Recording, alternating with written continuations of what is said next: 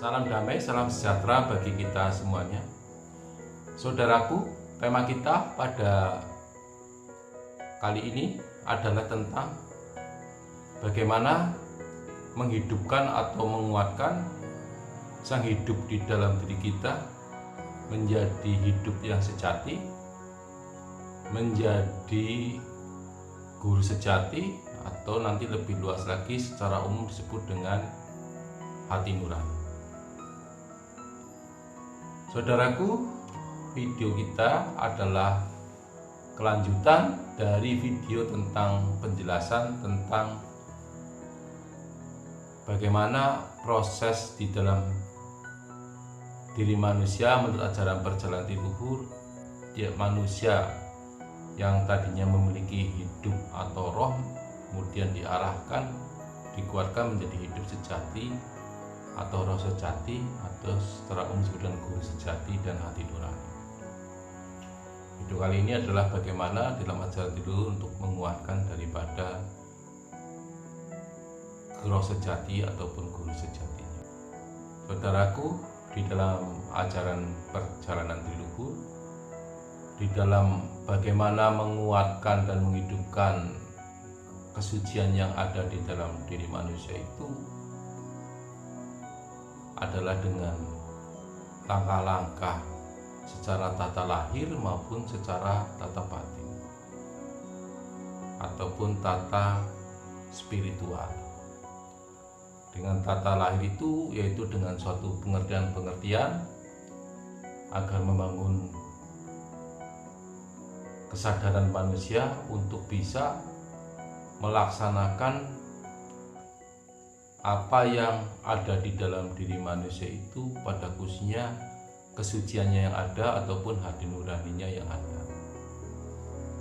Dengan dasar-dasar pengertian ini harapannya akan membangun suatu kesadaran pada manusia untuk bisa melaksanakan hati nuraninya, di mana hati nurani manusia itu menurut ajaran perjalanan leluhur itu memiliki sifat atau watak-watak peri kemanusiaan, memiliki watak kebenaran, dan memiliki watak keadilan.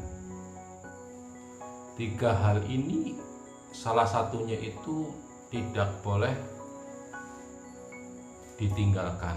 Artinya bahwa kita hanya melaksanakan peri kemanusiaan saja itu kurang pas menurut ajaran perjalanan, ataupun kita hanya melaksanakan keadilan saja itu juga kurang sesuai menurut ajaran perjalanan. Untuk bisa melaksanakan kesucian ataupun hati nurani yang ada di dalam diri kita menurut ajaran perjalanan leluhur, tiga hal itu harus bersama-sama dilaksanakan. Yang artinya bahwa misalkan kita ingin melaksanakan suatu keadilan, maka keadilan yang akan kita laksanakan itu harus dilandasi dengan dasar peri kemanusiaan dan kebenaran. Kalaupun kita akan melaksanakan suatu kebenaran, maka kebenaran yang akan kita kerjakan atau kita laksanakan itu berdasarkan keadilan dan peri kemanusiaan. Demikian pula kalau kita akan melaksanakan suatu peri kemanusiaan, maka harus dilandasi dengan keadilan dan kebenaran. Oleh karena itu, secara logika dengan dasar-dasar itu, secara pikiran yang nyata, apabila kita karena di dalam diri kita mempunyai rasa peri kemanusiaan, kemudian kita ingin membantu, ingin menolong kepada sesama manusia, maka pada saat kita akan membantu atau menolong pada sesama manusia itu, janganlah dilandasi rasa emosi sesaat, ataupun di dalam membantu itu dilandasi karena suatu paksaan atau suatu ancaman, ataupun karena kita ingin mengharapkan tentang suatu hal. Di dalam ajaran perjalanan leluhur Hal itu kalau itu dilakukan adalah kurang sesuai dengan ajaran perjalanan luhur. Kalau menurut ajaran perjalanan, kalau kita ingin bersatu peri kemanusiaan, maka dilandasi dengan kebenaran dan keadilan. Artinya pemberian yang akan kita berikan itu dilandasi dengan keadilan dan kebenaran. Artinya apa? Artinya kalau kita akan memberi dengan dasar peri kemanusiaan, maka tindakan kita harus adil dan benar. Artinya misalnya kita akan memberi, kita lihat siapa yang kita beri. Kalau memang misalkan kita memberi materi kepada orang yang miskin dengan yang orang yang kaya, meskipun orang yang kaya itu dekat dengan kita, meskipun orang kaya itu adalah lebih pernah membantu kita dan sebagainya, maka di dalam bantuan kita itu berdasarkan keadilan dan kebenaran, ya kita berikan sesuai dengan yang dibutuhkan. Kalau yang miskin itu lebih membutuhkan, ya secara keadilan, secara kemanusiaan, mestinya kita harus membantu lebih banyak. Meskipun kita tidak mengenalnya, meskipun kita tidak berhutang budi ataupun sebagainya.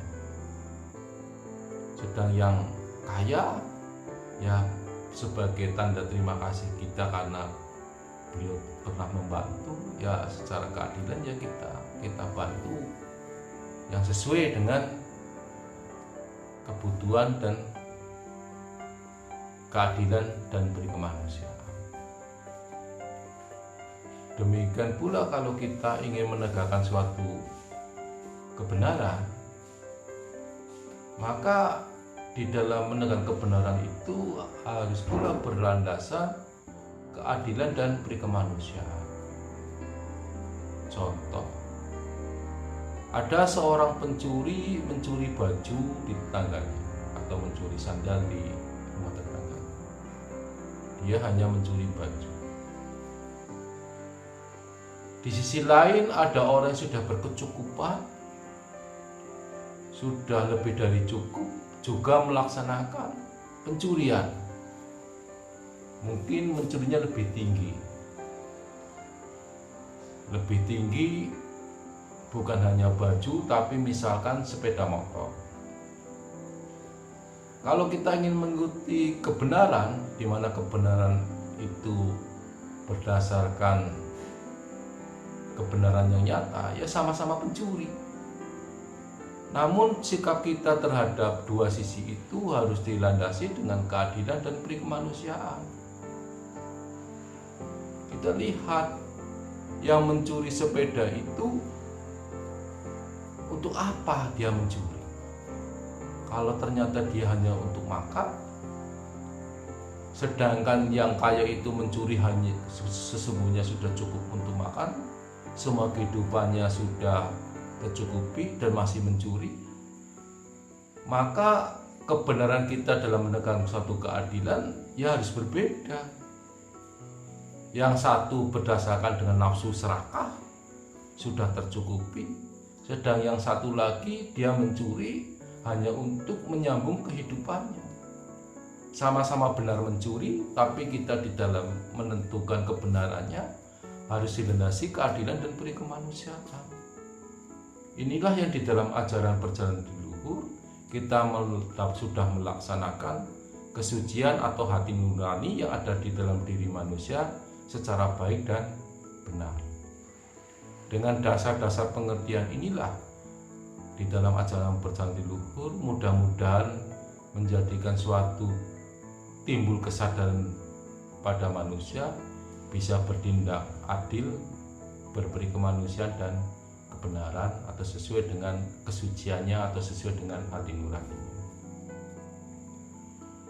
Kemudian secara spiritual di dalam ajaran perjalanan luhur juga diadakan suatu latihan-latihan, di mana latihan-latihan itu salah satu isinya adalah pembersihan-pembersihan, pembersihan jasmani dan batinnya dari kekotoran-kekotoran, pembersihan batinnya dari kekotoran-kekotoran atau energi-energi negatif, kemudian dilatih agar manusia dapat hidup guru sejatinya, dapat hidup kesuciannya, dan dilatih untuk bisa berhubungan secara langsung dengan Tuhan yang Maha Suci, dengan yang Maha Hidup. Di mana di dalam ajaran percaya itu mengupayakan bahwa manusia itu memiliki suatu roh atau unsur hidup. Unsur hidup yang ada di dalam diri manusia itu mempunyai sifat-sifat suci, mempunyai kesucian. Roh sang ataupun sang hidup yang ada di dalam diri manusia itu berasal dan bersumber dari Sang Maha Hidup. Nah, di dalam ajaran perjalanan di luhur membawa dan memilih manusia, bagaimana roh atau sang hidup yang ada di dalam diri manusia itu bisa berkomunikasi, bisa berhubungan dengan sumbernya, yaitu Sang Maha Hidup. Caranya untuk berkomunikasi dengan Sang Maha Hidup yaitu dengan kesucian atau rasa suci yang ada di dalam diri manusia itu bisa berhubungan dengan Sang Maha Hidup atau Tuhan yang Maha Suci. Dan bila manusia bisa berhubungan secara langsung dengan Sang Maha Hidup atau Tuhan yang Maha Suci, dan selanjutnya manusia nanti akan menerima petunjuk atau dawuh-dawuh untuk kepentingan pribadi manusia itu sendiri, sehingga di dalam langkah-langkah hidupnya, sehingga manusia itu bisa selamat di dunia dan akhirat. Ini adalah salah satu upaya di dalam perjalanan di luhur, di dalam bagaimana manusia bisa berhubungan secara langsung dengan Sang Maha Hidup, Tuhan yang Maha Suci. Dari petunjuk atau dawuh-dawuh yang diterima oleh manusia itulah menjadi pegangan sebagai guru sejati. Untuk bisa menerima petunjuk atau dawuh-dawuh secara jernih dan benar, maka manusia di dalam kehidupannya sehari-hari harus bisa melaksanakan hati nuraninya, yaitu hati nurani itu bisa melaksanakan watak-watak pri kemanusiaan, kebenaran dan keadilan seperti yang sudah kami jelaskan tadi di depan. Disitulah secara spiritual di dalam ajaran nanti dilatih oleh tuntunan atau pengasuh, sehingga manusia sudah terasah dan terbiasa berhubungan dan berkomunikasi secara langsung hidupnya dengan yang Maha Hidup. Sehingga apabila sudah terbiasa, antena terbiasa berhubungan dengan Tuhan yang Maha Kuasa dan Maha Suci, melalui kesucian yang ada, dan terbimbing dan tertuntun kehidupannya, sehingga nanti setelah tugas hidup selesai, jasmani ini mati, roh atau sang hidup dalam diri manusia itu akan semakin lebih mudah, akan semakin lebih tahu jalan, pulang kembali ke sumbernya, kepada Sang Maha Hidup, Tuhan yang Maha Suci, dengan bekal rasa suci atau kesuciannya Dia yang sudah bersih, dijaga kebersihannya semasa hidupnya di dunia ini. Demikianlah saudaraku penjelasan saya tentang bagaimana di dalam ajaran perjalanan itu menguatkan dan menghidupkan kesucian atau hati nurani yang ada di dalam diri manusia. Sekian dan terima kasih.